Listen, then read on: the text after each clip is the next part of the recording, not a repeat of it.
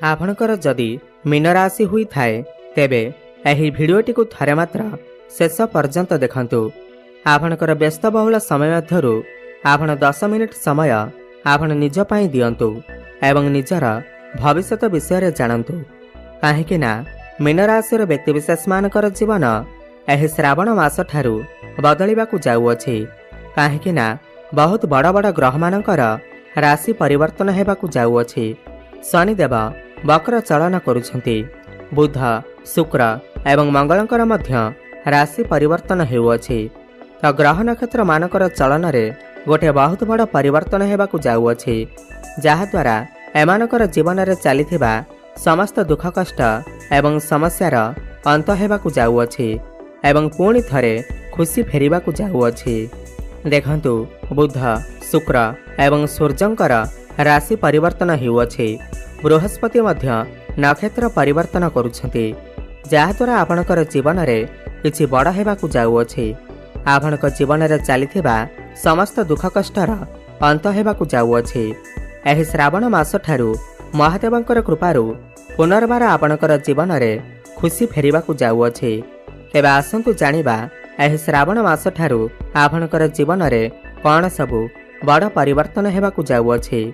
एहा पूर्वरु जदि आपणकर भी मीन राशि हुई थाए एवं आपण भी ईश्वर को सच्चा हृदय भक्ति करुथांती विश्वास करुथांती तेबे एही भिडियोटी को लाइक करी कमेंट बॉक्स रे ओम नमः शिवाय हर हर महादेव अवश्य लिखि दियंतु।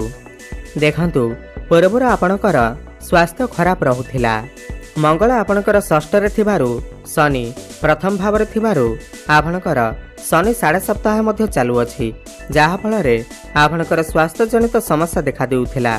आर्थिक समस्या देखा देउथिला। आपण जो भी काम रे हाथ देउथिले सही कार्य रे आपणकू सफलता मिली पारु नथिला। बहुत अधिक धन जनित समस्या देखा देउथिला। आपण ऋण नेइथिले किंतु ऋण सुझी पारु नथिले। ऋणर भार आपणकर ऊपर बढ़ी जाइथिला। गृह परिवार रे खुशीर वातावरण नथिला। शिक्षा क्षेत्र रे समस्या देखा देउथिला। आपणकर अननेसेसरी खर्च हेउथिला। समाज रे आपणकर मान सम्मान नथिला। आपणकू चाकरी प्राप्ति होई पारु नथिला। संतान संतति पाई आपण चिंतित थिले। आपणकर व्यापार वाणिज्य रे लॉस हेउथिला। प्रेम जीवन रे मध्य समस्या देखा देउथिला। तेबे एही भली जहा भी समस्या आपणकर जीवन रे चालुथिला ताहा एबे दूर हेबाकू जाउअछि। एही श्रावण मास ठारू आपणकर जीवन रे पुणी थरे खुशी फेरिबाकू जाउअछि। महादेवंकर कृपारू आपणकर जीवन रे नूतन सूर्य उदय हेबाकू जाउअछि। देखंतु सर्वप्रथमे तो आपणकर राशि अधिपति बृहस्पति आपणकर चतुर्थ भाव रे अछंती, सुख भाव रे अछंती एवं नक्षत्र परिवर्तन करुछंती। तो आपणकू समस्त सुख प्राप्ति हेबा। एही श्रावण मास ठारू भौतिक सुख रे वृद्धि देखिबाकू मिलिबा। चतुर्थ भाव आपणकर मांकर भाव होई थाए, तो मांक सहित आपणकर संपर्क बहुत भल रहिबा। मांकर स्वास्थ्य रे जदि किछि समस्या लागि रहिथिला ताहा दूर होई जिबा। चतुर्थ भाव भूमि प्रॉपर्टी नूतन गृह एवं जानवाहनर भाव होई थाए। तो आपण माने एही श्रावण मास ठारू नूतन भूमि प्रॉपर्टी जमी किंवा नूतन गृह इत्यादि निर्माण करि पारंती किंवा नूतन जानवाहन इत्यादि क्रय करि पारंती। आपणकू सर्व सुखर प्राप्ति हेबा। गुरु एठारे बसी आपणकर अष्टम दशम एवं द्वादश भाव को देखुछंती। अष्टम भाव को देखिबार माने हेला आपणकू गुप्त ज्ञानर प्राप्ति हेबा। आपणकू पौत्रिक संपत्तिर प्राप्ति हेबा। कोनसी स्थानरू आकस्मिक धन प्राप्ति हेबार मध्य जग बनुअछि। आपणकर मन ज्योतिष विद्या अध्ययन आड़कू जाई पारे। आपण एस्ट्रोलॉजी शिखि पारंती। जो माने भी साइंटिस्ट अछंती सेमानकू रिसर्च क्षेत्र रे बहुत अधिक सफलता प्राप्ति हेबा। आपण टिके गाड़ी मोटर चलाचली कला बेले सतर्कता अवलंबन करंतु एवं दशम भाव को देखिबार माने हेला कर्म क्षेत्र रे आपणकर उन्नति प्रगति हेबाकू लागिबा। आपण जदि पूर्वरु चाकरी करिसंती आपणकर प्रमोशन हेबार मध्य जग बनुअछि एवं जो मानक पाखरे कोनसी भी चाकरी बाकरी नाही तो सेमानकू नूतन चाकरी प्राप्ति हेबार मध्य जग बनुअछि। आपण चेष्टा जारी रखंतु। आपनको निश्चिंत भाव चाकरी प्राप्ति हेबा। समस्त इंटरव्यू रे सफलता प्राप्ति हेब। वैदेशिक कार्यगति रे आपनको सफलता प्राप्ति हेब। जो माने भी विदेश जावाक चाहूचंती तो सेमानकर सही मनस्कामना निश्चिंत पूर्ण हेब। आपण विदेश जाई पारंती एवं इम्पोर्ट एक्सपोर्ट काम रे आपनको सफलता प्राप्ति होई पारे। जो माने शिक्षक शिक्षयित्री रो काम करूछंती, जो माने काउंसलिंग रो काम करूछंती, ऑनलाइन रो काम करूछंती, मार्केटिंग रो काम करूछंती, फाइनेंस दिगरे काम करूछंती तो सेमानकु बहुत बड़ सफलता प्राप्ति हेब। कर्मस्थान रे आपनको सम्मानित करा जाई पारे। ऊपर ऑफिसरकर सपोर्ट आपनको प्राप्ति हेब। देखंतु शनि आपनकर प्रथम भाव रे बकरी चलन करने को जाउछंती। पूर्वर जहाँ भी किसी समस्या रही स्वास्थ्य जनित समस्या रही ताहा धीरे धीरे दूर हेब। कहीं शनि बकरी हेबाकु जाउछंती। स्वास्थ्य समस्या दूर हेब। आपण स्वास्थ्यवान अनुभव करिवे, किंतु आपण भितरे अलसुआपण बढ़ी जाई पारे, जिद्दीपण बढ़ी जाई पारे। आपनको टिके अधिक परिश्रम करने को पड़ी पारे। कहीं शनि हेउछंती कर्मर कारक ग्रह, न्यायर कारक ग्रह। आपणक राशि पाई वर्तमान शनिकर 7.5 चालू अछि। कष्ट समस्या तो रहिब, किंतु एही श्रावण मास ठारू आपणकर कष्ट रे किछि मात्रा रे कमी देखिबाकू मिलिब। देखंतु शुक्र आपणकर तृतीय भाव रे अछंती। आपण बहुत अधिक छोट मोट जगह को यात्रा करि पारंती। शुक्र निज राशि रे अछंती, बलवान अवस्था रे अछंती।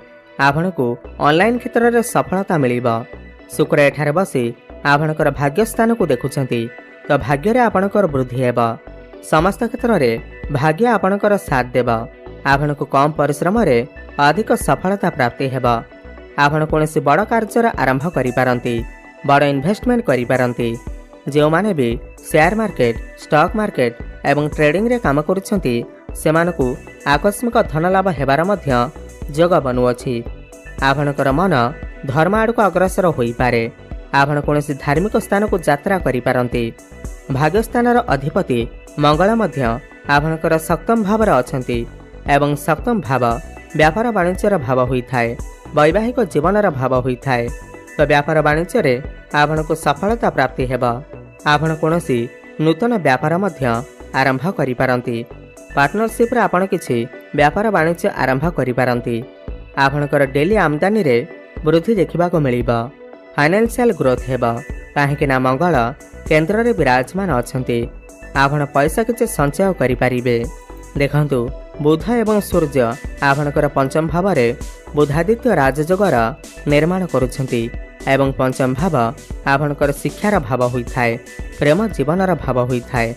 एही श्रावण मास ठारू आपणको आपणकर प्रेम जीवन रे सफलता प्राप्ति हेब। जो मानकर कथावार्ता बंद होई जाइथिला, ब्रेकअप आदि होई जाइथिला, सेमानकर पुणी थरे कथावार्ता होई पारे। प्यासअप हेबार मध्य संभावना बनुअछि एवं जो माने भी सिंगल अछंती सेमानकू नूतन पार्टनर मध्य मिली पारंती। आपणकू समस्त सुख प्राप्ति हेब। भ्रमण सुख आपणको प्राप्ति हेब। जो मानकर विवाह बयस होई जाइछि सेमानकर घर को विवाह प्रस्ताव मान आसी पारे एवं विवाह फाइनल मध्य होई पारे। एवं जो दंपति माने संतानर कामना करुथिले तो सेमानकू संतान सुख मध्य प्राप्ति होई पारे। आपण चेष्टा जारी रखंतु। शिक्षा क्षेत्र रे आपणकू अद्भुतपूर्व सफलता प्राप्ति हेब। आपणकर जदि किछि कॉम्पिटिटिव एग्जाम अछि, सरकारी स्तर रे परीक्षा अछि, तेबे आपणकू निश्चित भाव रे सफलता प्राप्ति हेब। काहेकि ना सूर्य आपणकर पंचम भाव रे विराजमान अछंती। देखंतु शिक्षा क्षेत्र रे आपण उच्च शिक्षा करिबा पई बाहर को जाई पारंती एवं कोनोसी नूतन स्थान रे एडमिशन नेई पारंती। समस्त एग्जाम रे आपणको सफलता प्राप्ति हेब। तो मोटामोटी देखिबाकू गले एही श्रावण मास ठारू मीन राशि व्यक्ति विशेष माने समस्त क्षेत्र रे उन्नति करिबाकू जाउछंती। अधिक शुभ फल प्राप्ति करिबा पई आपण प्रत्येक दिन मां लक्ष्मीकर आराधना करंतु। प्रत्येक गुरुवार दिन कदली गछ मूल रे हलदी पानी अर्पण करंतु एवं बृहस्पतिंकर बीज मंत्रर जप अवश्य करंतु। ओम ग्राम ग्रीम ग्रोम सह गुरवे नमः 108 थर प्रत्येक दिन जप करंतु। शुभफल प्राप्ति हेब। एवं हनुमान चालीसार पाठ करने सहित प्रत्येक दिन सूर्य को जलार्घ्य अर्पण करंतु। शुभफल प्राप्ति हेबा सहित आपणकर भाग्य उन्नति आसिब। धन्यवाद।